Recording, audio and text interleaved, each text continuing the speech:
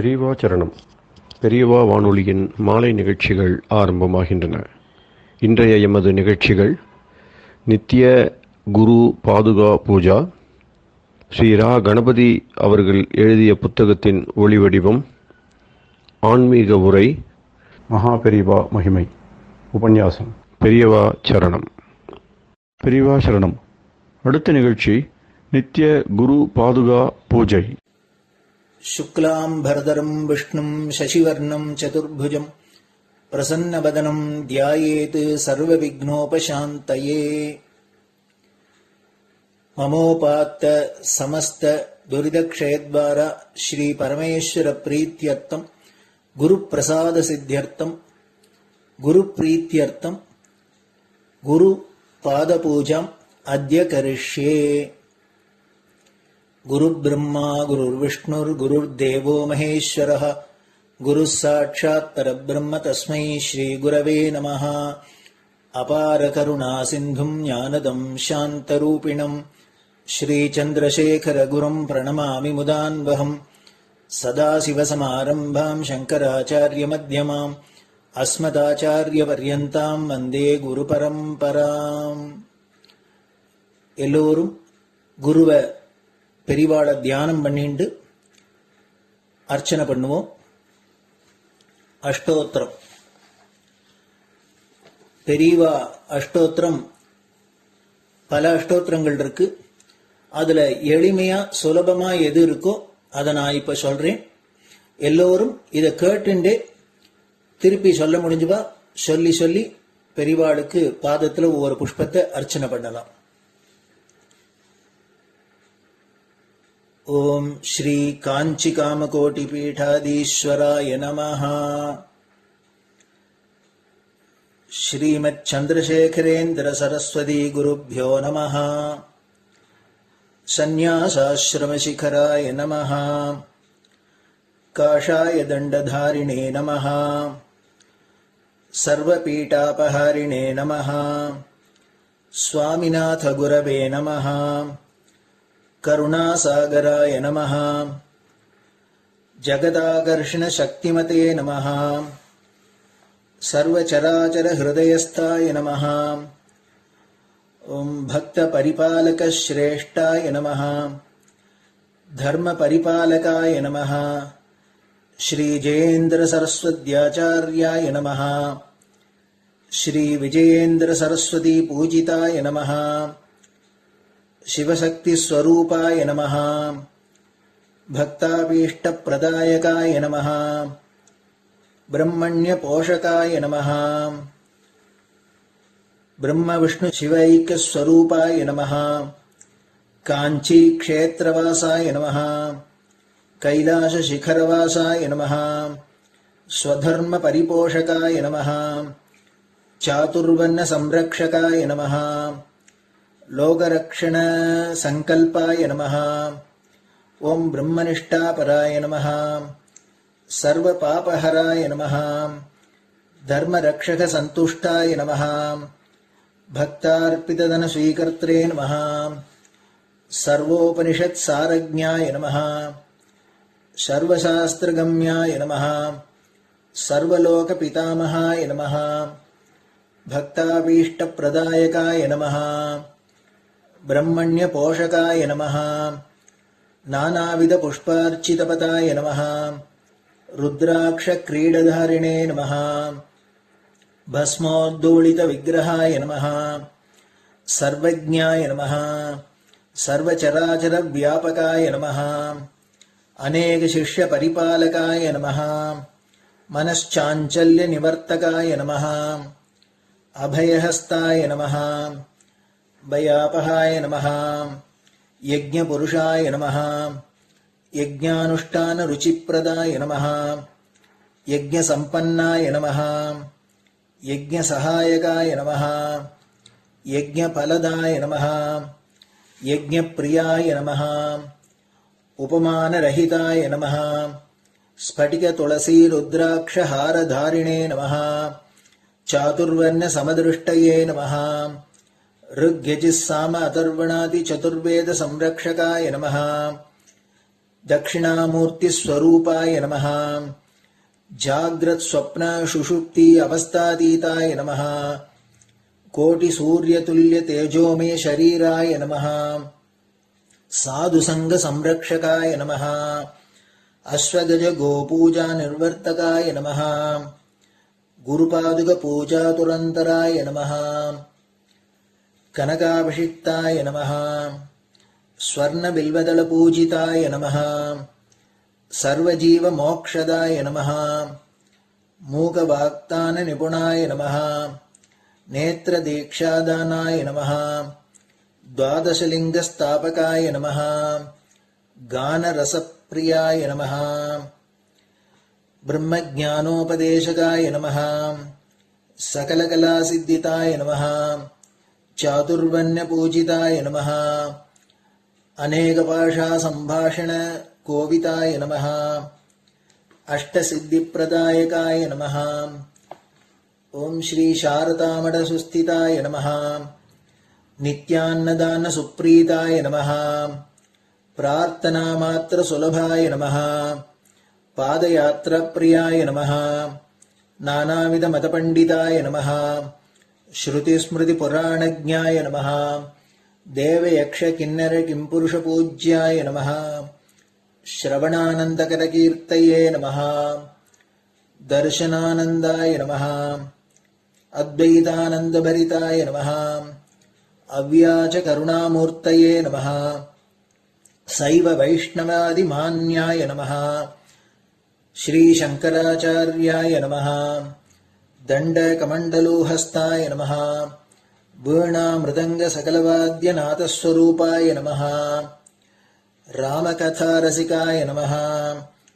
वेद वेदांग आगमादि सकलकला सतस्प्रवर्तकाय नमः हृदय गुहाशयाय नमः शतरुद्रीय वर्णितस्वरूपाय नमः केदारेश्वरनाथाय नमः अविद्यानाशकाय नमः निष्कामकर्मोपदेशकाय नमः लघुभक्तिमार्गोपदेशकाय नमः लिंगस्वरूपाय नमः सालग्राम सूक्ष्मस्वरूपाय नमः कालड्यां शंकरकीर्तिस्तंभ निर्माणकर्त्रे नमः जितेन्द्रियाय नमः शरणागतवत्सलाय नमः श्रीशैलशिखरवासाय नमः डमरुकनाद विनोदाय नमः वृषभारूढाय नमः दुर्मदनाशकाय नमः आभिचारिक दोषहर्त्रे नमः मिताहाराय नमः मृत्युविमोचकशक्त्याय नमः श्रीचक्रार्चन तत्पराय नमः दासानुग्रहकारकाय नमः अनुराधा नक्षत्रजाताय नमः सर्वलोकख्यातशीलाय नमः वेंकटेश्वर चरणपद्म षट्पदाय नमः श्री महात्रिपुर सुंदरी समेत श्री चंद्रमौलीश्वर पूजा प्रियाय नमः श्रीमच्चंद्रशेखरेन्द्र सरस्वती सद्गुरु परब्रह्मणे नमः गुरुभ्यो नमः परमगुरुभ्यो नमः परमेष्टिगुरुभ्यो नमः परात्परगुरुभ्यो नमः गुरुपरंपराभ्यां नमः गुरुपादुकाभ्यां नमो नमः. அடுத்தது ஊதுபத்தி இருந்தா அதை காமிச்சு தூபம், நெய் தீபம் இருந்தா காமிச்சு அதை நெய் தீபம் தீபம் காமிச்சுட்டு நைவேத்தியம் வெத்தலைப்பாக்கு பழம் இதுலேருந்து ஆரம்பிச்சு அவளுக்கு எது சௌரியமோ அதுபடி நைவேத்தியம் பண்ணலாம். அதுக்கு அடுத்தது கற்பூர ஹாரத்தி பண்ணி எல்லோரும் பிரதட்சிண நமஸ்காரம் பண்ணி பெரியவாள்கிட்ட பிரார்த்தனை பண்ணிண்டு எல்லோரும் க்ஷேமமா இருக்கணும், லோகம் பரம மங்களமா சௌக்கியமா இருக்கணும், எல்லோரும் வியாதி வெக்க இல்லாத ஆயுராரோக்கிய ஐஸ்வர்யத்தோட சாந்தம் அமைதியோட ஞான வைராக்கியத்தோட எல்லோரும் நல்லவர்களாயிருந்து நன்மையை அடையணும்னு பிரார்த்தனை பண்ணி இந்த பூஜையை தினம் செய்யலாம். குரு பிரம்மா குருர் விஷ்ணுர் குருர் தேவோ மகேஸ்வரः குரு சாட்சாத் பரபிரம்ம தஸ்மை ஸ்ரீ குரவே நமஹ. அபார கருணா சிந்தும் ஞானதம் சாந்தரூபிணம் ஸ்ரீ சந்திரசேகர குரும் பிரணமாமி முதான்வகம். சதாசிவசமாரம்பாம் சங்கராச்சாரிய மத்யமாம் அஸ்மதாச்சாரிய பர்யந்தாம் வந்தே குரு பரம்பராம். குரு பாத பூஜை நிறைவடைஞ்சது. பெரியவா சரணம். பெரியவா சரணம். பெரியவா வானொலியில் நேயர்கள் அடுத்து கேட்க இருப்பது ஸ்ரீ ரா கணபதி அவர்கள் எழுதிய புத்தகத்தின் ஒளி வடிவம். அளிப்பவர் ஸ்ரீமதி உமா சங்கர் அவர்கள். தேனினும் இனிய சொல்லான் தீச்சுடர் மேனி கொண்டான் ஊனுயிர்க்குயிரதான ஒன்றினைக் கலந்து நின்றான் ஏனினிக் கவலை நெஞ்சே இன்றுனக் அருள் செய்தான் இஞ்ஞானவான் காமகோட்டி நாதனை நம்புவோமே. ஜெய ஜெய சங்கர, ஹரஹர சங்கர. மகாபெரியவாளின் உபன்யாசங்களை ரா கணபதி அண்ணா தெய்வத்தின் குரல் என்ற பெயரில் 7 பாகங்களாக தொகுத்து அளித்ததின் 4ஆம் பாகத்தின் அடுத்த பகுதி அத்வைத்தம். உயர் லட்சமில்லாவிடில் உயர்நிலை சித்திப்பதில்லை. அக்லிஷ்ட விருத்திகள் கிளிஷ்ட விருத்திகளைப் போல ஒருத்தரை தங்களிலேயே இழுத்து புதைத்துக் கொள்வதில்லை என்றும் தாங்களும் அற்றுப்போகும் உசந்த நிலைக்கு கொண்டு போய் விடுகின்றன என்றும் பார்த்தோம். இப்படியேதான் சொந்த ஆசையின் மேல் செய்யும் காரியங்கள்தான் முடிவில்லாமல் தங்களிலேயே ஒரு ஜீவன் ஓயாமல் பிரவர்த்திக்கும்படியாக குழிபறித்துக் கொண்டு போகின்றன. பற்றில்லாமல் செய்வதான சாஸ்திரிய கர்மாக்கள் இப்படி செய்யாமல் தங்களை விட்டுவிட்டு ஞானத்துக்கு பக்குவப்பட ஜீவனுக்கு உதவி செய்கின்றன. இதே போல ஈஸ்வரனை துவைத்தமாக வைத்து பக்தியில் செய்யும் சகுணோபாசனையும் அதை கூட விட்டுவிட்டு நிர்குணத்தில் அவனாகவே ஐக்கியப்படுவதற்கு அழைத்து கொண்டு போகிறது. இதை குறித்து ஒரு உபமானம் சொல்லலாம். நம்மை விடாப்பிடியாக பிடித்துக் கொள்ளும் கெட்ட சக்திகளை நம்மிடமிருந்து தங்களுக்கு ஏதாவது ஸ்வயகாரியம் சாதித்துக் கொள்வதற்காக கெட்டியாக பிடித்துக் கொள்ளும் துஷ்டர்களின் சகவாசத்துக்கு ஒப்பிடலாம். அப்போது நாம் போய் உதவி கோரும் போலீஸ்காரர்களைப் போலத்தான் தர்மமான கர்மாக்கள், உத்தம குணங்கள், சகுண உபாசனை முதலானவை.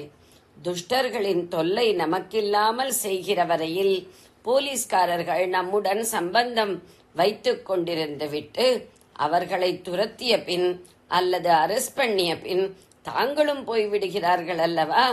இப்படித்தான் மேலே சொன்ன நல்ல சக்திகளானவை கெட்டவற்றை அடக்கி போட்ட பின் தாங்களும் போய்விடுகின்றன. ஆனால் இதிலே நம்முடைய லட்சியம் என்ன? நாம் எந்த லட்சியத்துக்காக தாபம் கொண்டு அதிலேயே கருத்தாக இருக்கிறோம் என்பவையும் முக்கியம் என்று தெரிகிறது.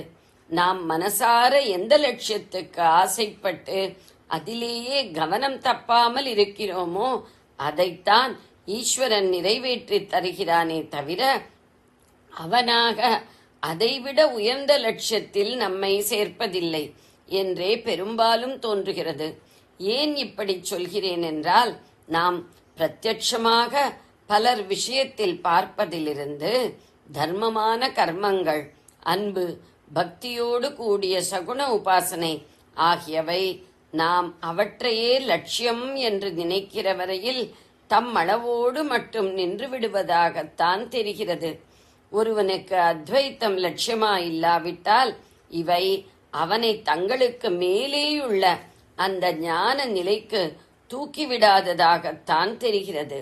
அதிலேயே பற்றோடு யஜ்ஞ கர்மானுஷ்டானம் பண்ணுபவர்கள் ஜீவிய காலம் முழுதும் 80-90 வயசு ஆனாலும் கூட வாஜபேயம், அதிராத்திரம், அப்தோர்யாமம் என்று ஏதாவது யஜ்ஞமேதான் ஒன்றுக்கப்புறம் இன்னொன்று என்று பண்ணிக்கொண்டு போகிறார்கள்.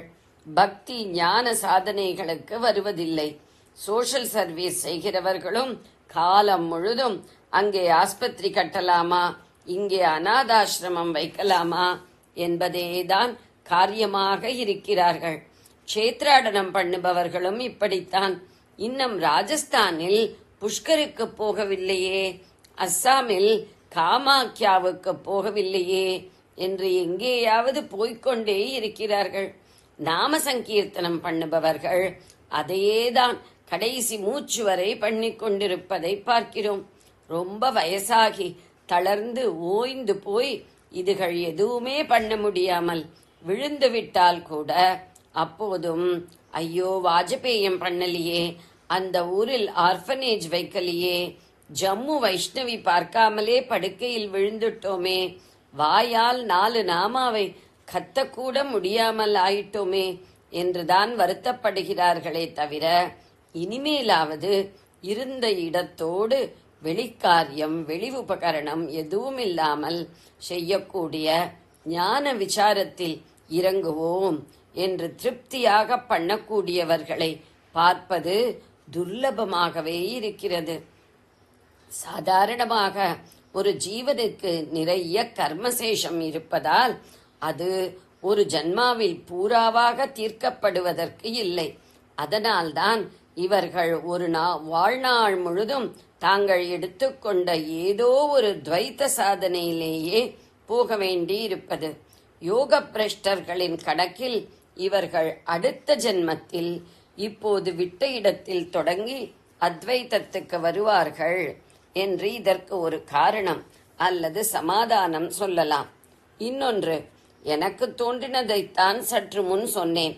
அதாவது அத்வைத்தம்தான் லட்சியம் என்று வைத்துக் கொள்ளாதவர் விஷயத்திலும் அல்லது அப்படி முதலில் வைத்துக் கொண்டாலும் அதற்கு ஆரம்ப கட்டத்தில் உள்ள துவைத்தமான சாதனைகளிலேயே ஒரு பிடிப்பு ஏற்பட்டு அதனால் லட்சியத்தில் கவனம் தப்பி போனவர் விஷயத்திலும் இந்த சாதனைகள் அத்வைத்தத்துக்கு உயர்த்தி விடாமல் தங்கள் மட்டத்தோடேயே நின்று விடுகின்றன போலிருக்கிறது என்று எனக்கு தோன்றியதை சொன்னேன். துவைத்த மோட்சத்தை சொன்ன பல மகான்கள் அப்புறமும் கூட வேறு மகான்களாக அவதரித்ததாக சொல்கிறார்கள். இவர்கள் எத்தனை தடவை அவதரித்தாலும் அந்த துவைத்தத்தையே தான் சொல்லியிருக்கிறார்கள். ஏன் அத்வைத்தம் வேண்டாம், துவைத்தம் தான் லட்சியம் என்று அவர்கள் இருந்ததாலேயே உன் இஷ்டப்படியே உனக்கு கொடுக்கிறேன் அப்பா என்று ஈஸ்வரனே வைத்திருக்கிறானோ என்று நினைக்க தோன்றுகிறது. திருடனை போக்கிய பிற்பாடு அப்படி போக்கினார்களே என்பதால் போலீஸ்காரர்களிடமே பிரியம் ஏற்பட்டு அவர்களிடம் உறவு கொண்டாடினால் எப்படி? இப்படித்தான் ரொம்பவும் கெட்ட சக்திகளிலிருந்து விடுபடுவதே முதல் தேவையாக இருப்பவர்கள் முடிவாகச் சேர வேண்டிய லட்சியத்தை விட்டுவிட்டு இடைநிலையில் கெட்டதை போக்கிக் கொள்வதற்காக பின்பற்றிய சாதனா மார்க்கத்திடமே பற்று வைத்து அதையே லட்சியமாக்கிக் கொள்ளும் போது ஆகிறது. தேவாசுர போரில் முதலில் அசுரர்கள்தான் போக வேண்டும். அதை தேவசக்திகளாலேயே சாதித்துக் கொள்ள வேண்டும். அப்புறம் தேவர்களையே பிடித்து வைத்துக் கொண்டால் இவர்களும் நமக்கு வேறுபட்டவர்கள்தானே, நம்முடைய ஆத்மா இல்லையே. நல்ல குணங்களைத்தானே தேவசக்திகள் என்றும் கெட்ட குணங்களை அசுர சக்திகள் என்றும் சொன்னோம். எந்த குணமானாலும் அது நிர்குண ஆத்மாவை சேர்ந்ததாகாதே. குணம் மனசின் சமாச்சாரம் அல்லவா? இந்த மனஸ் என்பது ஆத்மாவுக்கு வேறானது. அதனால்தான் துவைத்தத்தில் அத்தனை கஷ்டமும் என்றுதானே விஸ்தாரமாக பார்த்தோம். ஆகையால் நல்ல குணங்கள் என்பதும் போனால்தான் ஆத்மானுபவம் என்ற நித்யானந்தத்தை பெற முடியும். தேவாசுர யுத்தத்தில் அசுரரை போக்கடித்துக் கொண்டால் மட்டும் போதாது. அப்புறம் தேவர்களும் ஆத்மசாந்திக்கு அந்நியமாகவே இருப்பார்கள். அந்நியம் என்ற வார்த்தை சத்ரு என்பதைப் போல கடுமையாயில்லாவிட்டாலும் இரண்டுக்கும் தாத்பரியம் ஏறக்குறைய ஒன்றேதான்.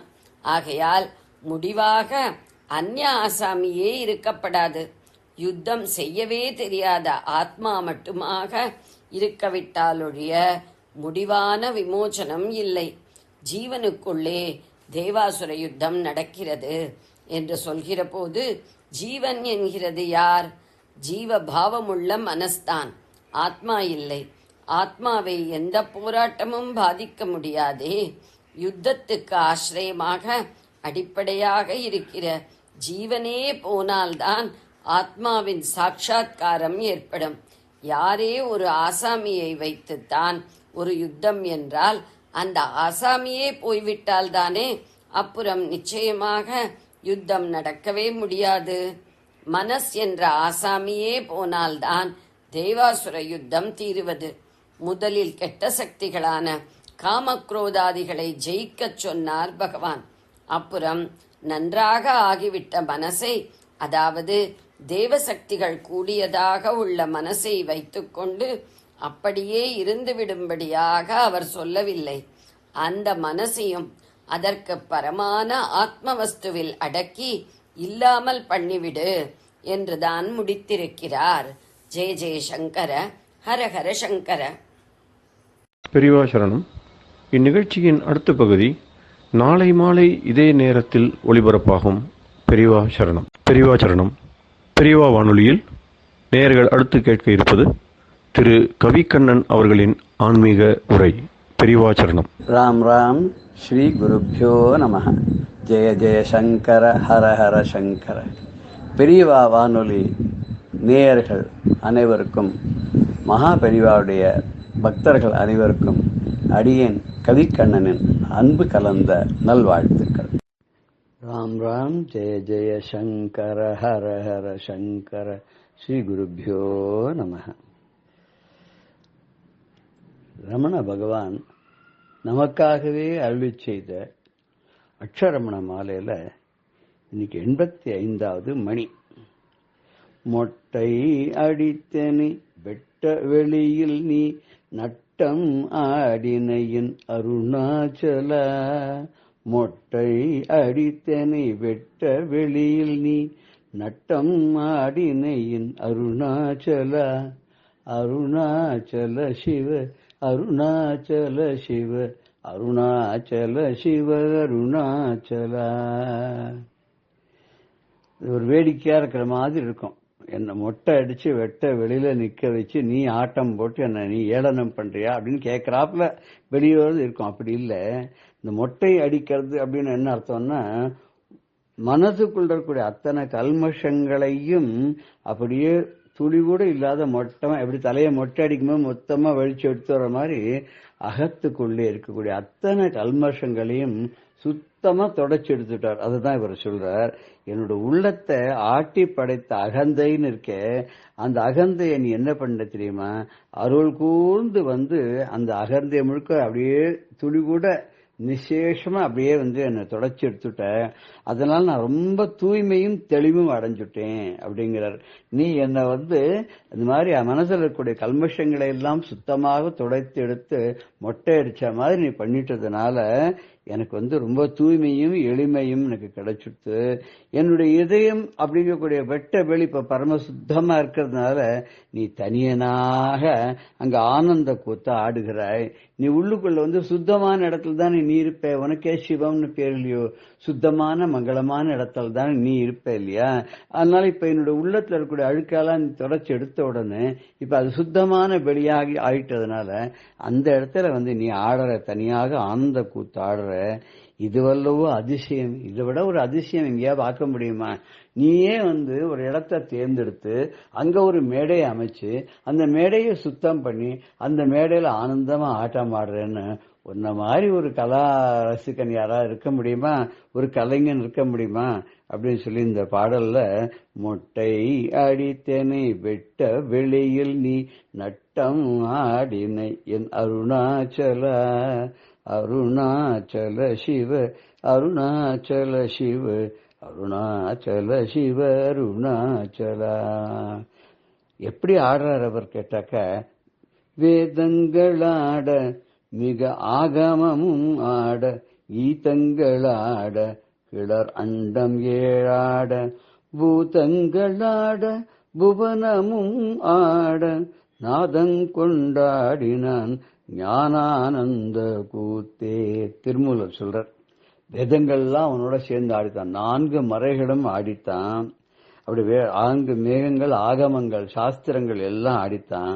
அதோட கூட கீதங்களும் ஆடித்தான். கீதங்கள் ஆடும்போது உலகமே 7-14 உலகமும் ஆடித்தான். அப்படி ஆட கூடவே பூத கணங்களும் ஆடித்தான். பூத கணங்களோட புவனமும் ஆட நாதன் அவன் என்ன பண்ணான்னா நாதம் கொண்டு ஆடினான். ஞானானந்த கூத்தன், ஞான ஆனந்த கூத்தன், அறிவே வடிவாக இருக்கக்கூடிய ஆனந்த நடேசன் இருக்கானே, அவர் அப்படி ஆடினார் அந்த ஆட்டம். அந்த ஆட்டம் எப்படி இருந்ததுன்னு நம்ம பார்க்க போறோம். எப்படி இருந்தது அந்த ஆட்டம் அப்படின்னா, அது ஒரு பார்வதி அந்த ரசிச்சு என்ன பண்றாளாம், தன்னோட தோழி கிட்ட கேட்கிறா.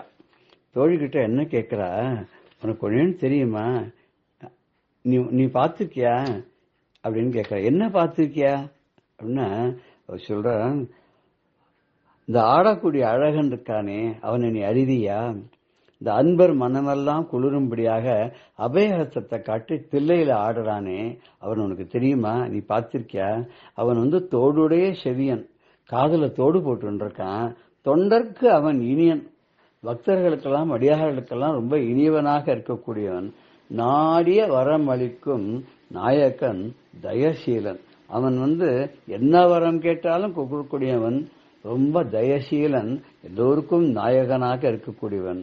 என்ன பண்ணான் தெரியுமா, ஒரு சமயத்துல பார்க்கடல் கடையும் போது வந்த ஆலாகல விஷத்தையே சாப்பிட்டுட்டு தேவர்களுக்கெல்லாம் அமுதத்தை கொடுத்தான்.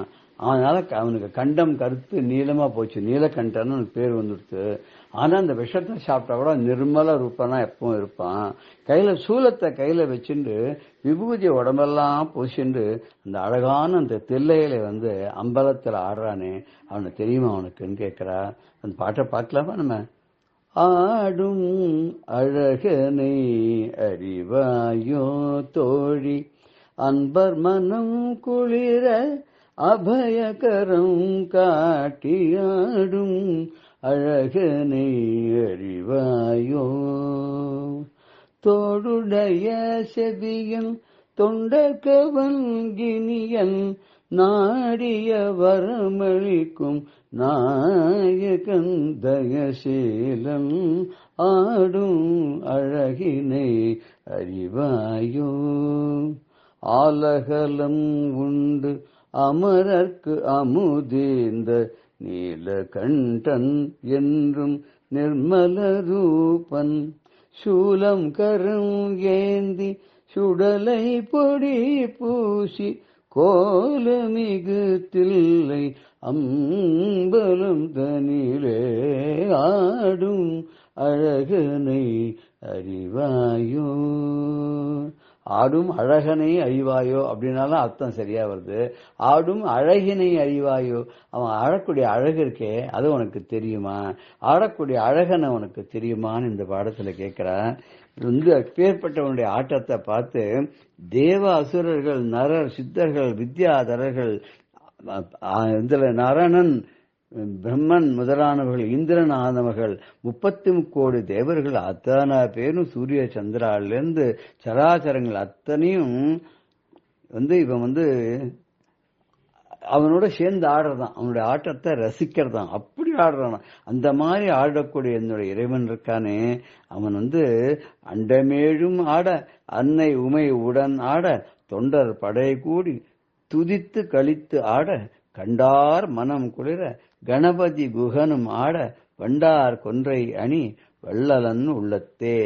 எங்க ஆடினான் தெரியுமோ, வள்ளல் என் உள்ளத்தே, என்னோட உள்ளத்துக்குள்ள அவன் ஆடினான். எப்படி ஆடினான், அண்டமேழும் ஆட, 7 உலகங்களும் ஆட, அன்னை உமையும் உடன் ஆட, கூடவே அம்மை சிவகாமியும் சேர்ந்து ஆடினாளாம்.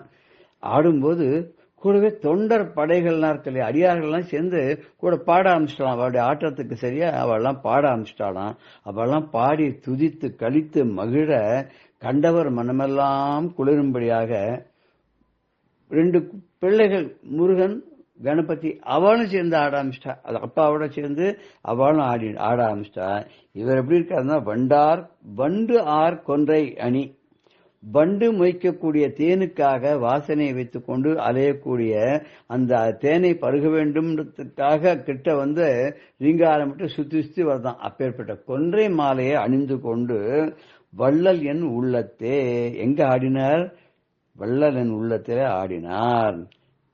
என்னுடைய ஹிருதய கமலத்திலே, ஹிருதய ஆகாசத்திலே அப்பேற்பட்ட வள்ளலாக விளங்கக்கூடியவன் ஆடினான். அப்படின்னா அவன் எப்படி ஆடினான்றத நம்ம பார்த்தோம். யாரெல்லாம் ஆடினாங்கிறத பார்த்தோம். எத்துணை செல்வங்கள் இருந்தாலும் பேராசை பித்தனாய் உலகெல்லாம் பொருள் தேடி அலைகின்ற எந்தனை எளியனை ஏற்று அருள் புரிந்தனை சித்த வெளிதனில் சீர்நடம் செய்தனை அத்தனை நீ வாழி அற்புதா நீ வாழிங்கிறார் ஒருத்தர். எப்பேற்பட்ட என்னுடைய எத்தனை செல்வங்கள் என்னுடைய செல்வங்கள் இருந்தாலும் எனக்கு பேராசைன்னு ஒன்று இருந்தது. அந்த பேராசையினால நான் ஒரு பித்தனா பைத்தியம் போல உலகெல்லாம் நான் சுத்தி எனக்கு எல்லாம் பொருள் தேடி அலைஞ்சேன். என்ன வேணும், அது வேணும், இருக்கிறது போராதுன்னு வேணும் வேணும் வேணும்னு சொன்னார் இல்லையா. நம்ம உலகத்தெல்லாம் கட்டி ஆண்டா கூட போராதுன்னு கடல் மீது கூட ஆட்சி செலுத்தணும்னு நினைப்பாளாம். அப்படி எத்தனை கோடி பொண்ணு இருந்தாலும் இன்னும் கொஞ்சம் சேர்க்கணும்னு ஆசைப்படுவாளாம்.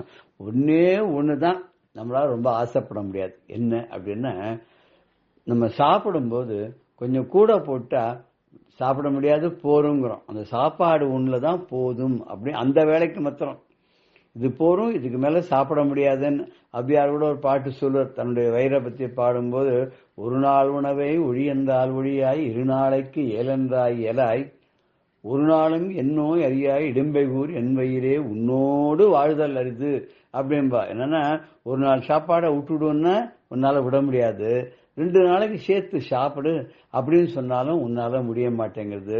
ஒரு நாள் கூட என்னோட கஷ்டத்தை நீ துளியும் புரிஞ்சுக்காத எனக்கு பாடுபடுத்துறியே, உன்னோட வாழறது ரொம்ப கஷ்டம்னு ஔவையார் பாடினா.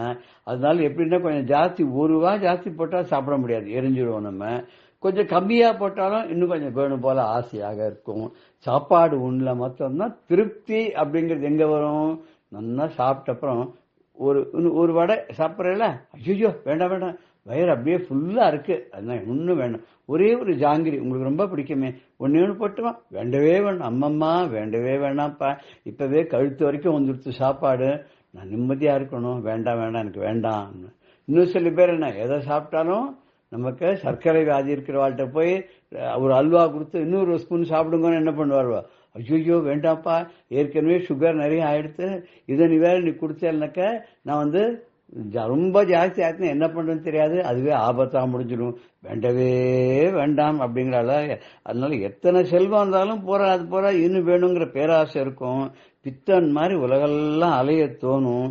ஆனா அந்த பகவான் என்ன பண்ணான்னா, எந்தனை எளியனை, எப்பேற்பட்ட எளியவனாக இருக்கக்கூடிய என்னை ஏற்றுக்கொண்டு அருள் புரிந்து சித்த வெளிதனில் சீர்நடம் செய்தனை. அவன் என்ன பண்ணான் தெரியுமோ, என்னோட மனசுக்கு கூடிய இதய வெளியில அழகான நடனம் ஆடினா. அவன் அந்த அத்தனை வாழி வாழி வாழி அத்தா அற்புதா வாழி வாழின்னு வாழ்த்தணும் தோன்றது. ஏன் தெரியுமோ, அவன் அன்றே தடுத்தன்னை ஆண்டு கொண்டாய் அப்படின்னு அபிராமி பட்டர் சொல்ற இல்லையா, அன்னைக்கே என்னை தடுத்து நீ ஆட்கொண்டாய், நீ என்னை ஆட்கொள்ளலைன்னா எப்படியோ தரிகட்டு போயிருப்பேன், வலுவுல நீயே நினைவின்றி ஆண்டு கொண்டாயினர். இன்னொரு பாடல்ல அதுவும் எனக்கே தெரியாது, எனக்கு தெரியாமலே நீ என்னை ஆட்கொண்டு எனக்கு அருள் புரிவதற்காகவே நீ இருக்கியே. அது எப்படி சொல்றது, நான் என்னால சொல்லவே முடியல, விவரிச்சு சொல்ல முடியாது. என்னை அப்படி ஆட்கொண்ட நீ இருக்கியே, உன்னை பத்தி எப்படி சொல்றதுக்கு? வாசக்கமலம் தலைமையில் வலிய வைத்து ஆண்டு கொண்ட நேசத்தை என் சொல்வேன். நீயாகவே மலர்களால் அர்ச்சிக்கப்பட்ட அந்த வாசனையுடைய உன்னுடைய பாத கமலங்களை தூக்கி என்னோட தலைமையில வச்சு நீ எனக்காக நீ என்ன கருணையோடு கூர்ந்து என்னை ஆட்கொண்டாய் அல்லவா. இது எப்படி சொல்ல முடியும் நான் உனக்கு? என்னுளம் உறையும் ஏகாம்பரனே என்றும் உன்னை மறவாது தொழுதிட, என்னுளம் உறையும் ஏகாம்பரனே உன்னடியல்லால் உலகிலே எனக்கு நன்னிலை இல்லை நமச்சிவாயன என்னுளம் உரையும் ஏகாம்பரனே. ஏகாம்பரனே, என்னன்னைக்கு என்னுடைய உள்ளமானது உன்னையே துதிக்க வேண்டும், உன்னை மறவாது இருக்க வேண்டும். உன் திருவடிகள் இல்லாத இந்த உலகத்தில் எனக்கு எந்த விதமான பற்றுக்கோடும் கிடையாது. தாயினும் மேலாய் தயை கூர்ந்தே என் 1000 பிழைகள் அனைத்தும் பொறுத்து பேயனப்படுத்தும் பகவனை ஒழித்து நேயமுடன் அன்பர் மனத்தே குடிகொண்ட இறைவா என்னுளம் உரையும் ஏகாம்பரனே. எப்படி நீ அம்மாவுக்கும் மேலாக தாயை விட பரிவோடு கூர்ந்து எனக்கு நீ அருள் பண்ணி நான் செஞ்ச பிழைகள் 1000 பிழைகள் இருந்தாலும் அத்தனையும் நீ பொறுத்துக்கொள்ளணும்.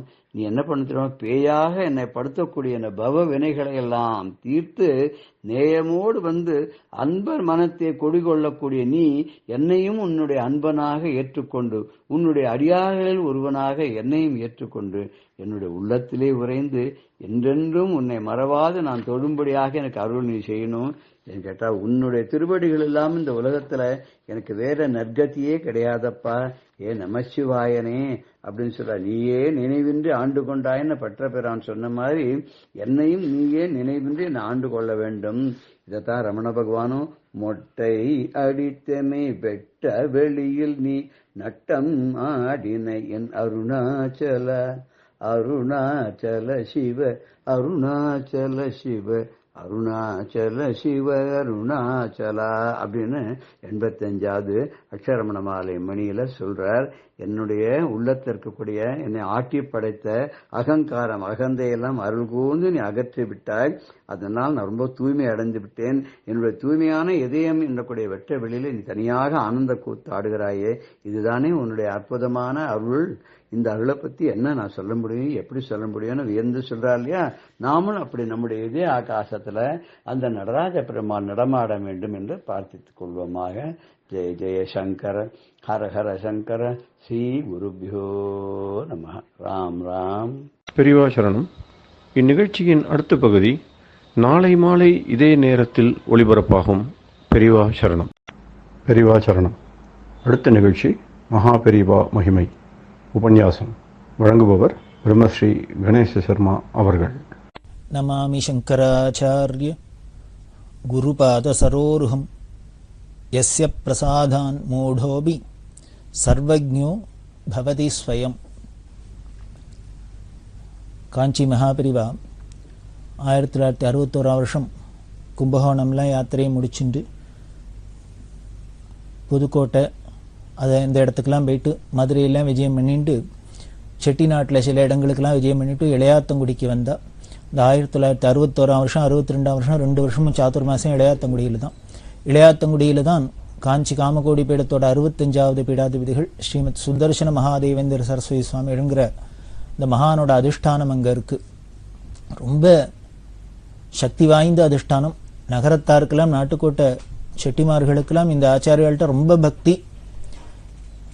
அந்த ஆச்சாரியால் அந்த இளையாத்தங்குடியில் தான் இருக்கிறதே வாசம் பண்ணிட்டு இருக்கிறதே. அங்கே பெரிய சிவங்கோவில் இருக்குது. எய்தாப்பில் பார்த்தீங்கன்னா பெரிய குளம். இந்த செட்டிநாட்டில் பார்த்தீங்கன்னா இந்த நகரத்தார்களோட அந்த நறுவிசு காரியத்துக்கு அழகு வார்த்தைகளால் வர்ணிச்சு முடியாது. எதை பண்ணினாலும் ஒரு பளிச்சுன்னு வீடு அப்படின்னாலே இப்படி பார்த்துட்டே இருக்கலாம் அளவுக்கு அவ்வளவு நறுவிசா அவ்வளவு அழகா அந்த ஒரு கலை நயத்தோடு இருக்கும்.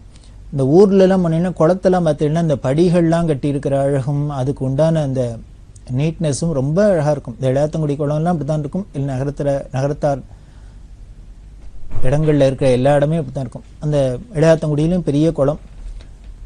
அந்த 65வது பெரியவா என்னமுன்னா அந்த இளையாத்தங்குடியில் இருந்துட்டு இருக்கிறதே ஒரு நாளைக்கு குளத்தில் ஸ்நானம் பண்ணிட்டு அங்கே அனுஷ்டானம் பண்ணிட்டு இருக்கா. அனுஷ்டானம் பண்ணிட்டு இருக்கிறதே பக்கத்தில் அந்த கோவிலுக்கு பக்கத்தில் ஒரு புல், அதாவது முட்புதர்லாம் மண்டின்னு ஒரு இடம், புஷ்ன்னு சொல்லுமே அது மாதிரி ஒரு இடம். அதை காமிச்சு இந்த இடத்த எனக்கு தரையா, இது யாரோடது, இந்த இடத்த தரையா அப்படின்னு அங்கே இருக்கிற அந்த செட்டிகள்கிட்ட கேட்டிருக்கா. அந்த செட்டியார்லாம் சொன்னால் அது ஒரே முள்ளு புதரும் அதுமா இருக்குது. பெரியவாளுக்கு வேணும்னா ஆச்சாரியாளுக்கு வேணும்னாக்க நல்லதான் இந்த இடத்துலயே மற்ற இடங்கள்ல எங்கே இருக்கோ இந்த ஊரில் இந்த இடம் வேணாலும் தரும், அந்த இடம் இதுக்கு அப்படிங்கிற. இல்லை அந்த இடம் தான் வேணும் அப்படின்னு இந்த ஆச்சாரியால் சொன்னால் கொடுத்தா அந்த இடம் கொடு அப்படின்னு சொல்லிட்டு விட்டுடுறா. அதுக்கப்புறம் கம்பல் பண்ணல. இது இந்த குளத்தங்கரையில் உட்காந்து ஒரு நாளைக்கு கேட்டுது. அதுக்கப்புறம் மறுநாளைக்கு போக மறுநாள் 2 நாளில் அமாவாசை வருது. பங்குனி மாதம் அமாவாசை. அந்த அமாவாசை அன்னைக்கு அந்த குளத்தில் உட்காந்துட்டு இவ ஸ்நானம் பண்ணிட்டு ஜபம் பண்ணிட்டு இருக்கா. ஜபம் பண்ணின்றவா அப்படியே பண்ணின்றவா தான் சித்தி ஆயிட்டா. எப்பேற்பட்ட யோகீஸ்வராலாம் காமகோடி பீடத்தில் அலங்காரம் பண்ணிட்டு இருக்கா அப்படின்னு பார்த்தா ஒவ்வொருத்தரோட அந்த தபஸும் மகிமையும் அவளோட பிரபாவத்தையும் பார்த்தா சொல்லி அடங்காது, சொல்லி வர்ணிக்க முடியாது. அப்படி ஒரு ஆச்சரியகரமான இருக்கு. ஏன்னா யோக சந்திரமௌலீஸ்வரர்னா அதிஷ்டான தேவத்தை பூஜை பண்ற சுவாமி எப்பேற்பட்டவர், கைலாசத்திலேருந்து ஆதிசங்கர பகவத்பாதால் கொண்டு வந்து யோக சந்திரமௌலீஸ்வரர். அதனால இங்கே யோகிகள் தான் அத்தனை பேரும், பரமயோகிகள்.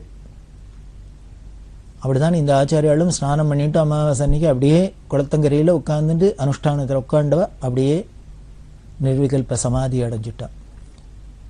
இதை பார்த்தோன்னே இந்த செட்டியார்களுக்கெல்லாம் ரொம்ப மனசு துக்கம் தாங்கலை, ரொம்ப வருத்தப்பட்டா. இப்படி ஒரு ஏன்னா ஒரு மகா தபஸ்வியா, ஒரு பழுத்தபழமா ஒரு ஆச்சாரியால ஒரு நரசரீரத்தில் நம்மளோட கூட பார்த்து பழகிவிட்டு அவ இல்லை நம்ம கண்ணை விட்டு அந்த சரீரம் மறையிறது அப்படின்னா எவ்வளோ ஒரு நமக்கு கஷ்டம் இருக்கும். இன்னைக்கு நமக்கு அது இருக்கே, இப்படி ஒரு பெரிவாளை பார்த்தோம் இவ்வளவு அனுபவிச்சோம் அப்படின்னா அந்த பெரிவாளை இந்த சரீரத்தோட பார்க்க முடியல அப்படிங்கிறது ஒரு குறை தானே. நாம நேருக்குனே நாம அனுபவிக்க முடியலையே. ஏதோ அவ அந்தரியாமியா இருக்கா, இங்கேயும் வியாபிச்சிருக்கா, நமக்கு நம்ம மனசறிஞ்சுன்னு நமக்கு நம்ம பிரார்த்தனையில அவன் நிறைவேற்றி வச்சுனுங்க அனுகிரகம் பண்ணிட்டு இருக்காங்கிறது வேற. இருந்தாலும் நம்ம ஒரு ஆறுதலா நமக்கு சௌலபியமா போய் அங்க பழகிறதுக்குன்னு ஒரு சரீரம் ஐத்தாப்புல இல்லைங்கிறது ஒரு வருத்தம் தானே. அது மாதிரிதான் இந்த நகரத்தாருக்கெல்லாம் ரொம்ப வருத்தப்பட்டா அந்த ஆச்சாரியால இப்படி சித்தி ஆயிட்டாளேன்னு. இப்பதான் அவளுக்கு புரிஞ்சுது. 2ஆம் நாளே இந்த இடத்த, இந்த முட்புதரா இருக்கிற அந்த இடத்த காட்ட கேட்டாளே ஆச்சாரிய, எனக்கு தரையான்னு கேட்டாளே அப்படின்னு. அவளுக்கு புரிஞ்சுடுத்து, ஓ நாம சித்தியா போறோம், நமக்கு சமாதி வைக்கிறதுக்கு இடம் வேணும், அதுக்குத்தான் இது சூச்சகமா சொல்லியிருக்கா அப்படின்னு நினைச்சுண்டு உடனே என்ன பண்ணினா இன்னைக்கு அந்த எந்த இடத்த அந்த ஆச்சாரியால் கேட்டாலோ அந்த இடத்துல தான் சமாதி பிரதிஷ்டை பண்ணப்பட்டிருக்கு. இளையாத்தங்குடி பெரியவாளோட சமாதி அங்குதான் பிரதிஷ்டை பண்ணப்பட்டிருக்கு. 2 நாளைக்கு முன்னாலே இடத்த செலக்ட் பண்ணி சொல்லி இந்த இடம் அப்படின்னு கேட்டுட்டா. அப்படியேற்பட்ட யோகீஸ்வரர் அந்த மகானோட சமாதி உள்ள இடம் தான் இந்த இளையாத்தங்குடி அப்படிங்கிறது. இன்னைக்கும் பங்குனி மாச அமாவாசையில் அவளோட ஆராதனை ரொம்ப விமர்சையாக நடக்கிறது. அப்படியே பல பேர் வந்து அங்கே தரிசனம் பண்ணுறது அப்படிங்கிறதெல்லாம் வரப்பிரசாதியாக இருந்துன்னு எல்லாருக்கும் இன்றைக்கும் அனுகிரகம் பண்ணிட்டு இருக்கு. அந்த இடத்துல தான் 61 வருஷம் 62 வருஷம் 2 வருஷமும் புதுப்பிரிவா ஜெயேந்திர சரஸ்வதி சுவாமிகளுக்கு பெரியவா பல சாஸ்திர பாடங்கள்லாம் சொல்லி கொடுத்துன்னு அங்கேயே வச்சுட்டு இருந்தா. முன்னமே பார்த்தோம். அப்படி இருக்கிறதே தான் இளையாத்தங்குடியில் இருக்கிறதே புதுப்பெரிவாளே தன்னோட குருநாதர் பூஜை பண்ணுறதே பூஜை முறையெல்லாம் போட்டு கைங்கரியம் எல்லாம் பண்ணி எல்லாம் பண்ணினார் அப்படின்னு பார்த்தோம். இந்த புதுப்பிரிவாளுக்கு பாடம் சொல்லி கொடுக்கறதுக்கு பல பண்டிதாள்லாம் வந்திருக்கா. அதில் ஆந்திராலேருந்து ஒரு பண்டிதர், ரொம்ப பெரிய மகா பண்டிதர், அவரெல்லாம் அழிச்சுன்னு வந்து அங்கே வச்சு பாடம் நடக்கிறதுக்காக ஏற்பாடு பண்ணியிருக்கு. அந்த ஆந்திரா பண்டிதர் ஒரு நாளைக்கு ரயிலில் வந்து ஆந்திரா தன்னோட இடத்துலேருந்து மெட்ராஸ்க்கு வந்து மெட்ராஸ்லேருந்து ரயிலை பிடிச்சி நேர இங்கே வந்து ட்ரெயினில் திருமயம்னு ஸ்டேஷன், இந்த திருமயத்தில் இறங்கி மடத்து வண்டி வரும், மடத்து வண்டியில் வேலை அழிச்சுன்னு இளையாத்தங்குடி போனோம். இப்படி ஏற்பாடு பண்ணியிருக்கு. அந்த சாட்சியில் வந்து ஆந்திரா பண்டிதர் வந்துருக்கு ட்ரெயினில். அவருக்கு ஒரு சந்தேகம் வந்துடுத்து, பயம் வந்துடுத்து. நமக்கு எங்கேயான இடம் தெரியாது, நம்ம இந்த இடத்துக்கெல்லாம் புதுசாக இருக்கோம், இடத்த விட்டுற போகிறோமே, ஊரில் இறங்க வேண்டிய ஸ்டேஷனில் இறங்காத எங்கேயாலும் மிஸ் பண்ணிட போகிறோமோன்னு ஒரு கவலையில் அப்படி பார்த்துட்டே வரத்த எய்த்தாப்பில் இன்னொரு பண்டிதர், ஒரு வைதிகர் உட்காந்துருக்கார். அவர்கிட்ட சொன்னார், எனக்கு திருமய ஸ்டேஷன் வந்தால் சொல்லுங்க அப்படின்னு. உடனே அவர் என்ன மூடில் இருந்தாரோ தெரியாது, எனக்கு தெரியாது அப்படின்னு விட்டார் அவர் அலட்சியமா.